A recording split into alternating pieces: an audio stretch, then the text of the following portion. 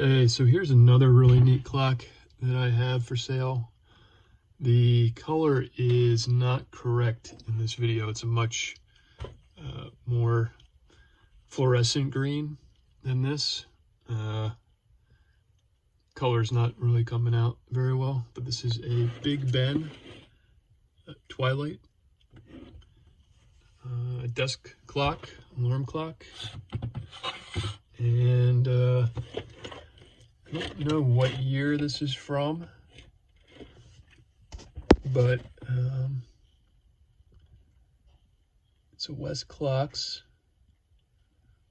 It's made in China, but it is really, I wish I could get the correct color. It's a neat clock, and I have for sale. It's going to be sold pretty soon. And it's got a little night light to it, which I think is nice. It's a neat clock.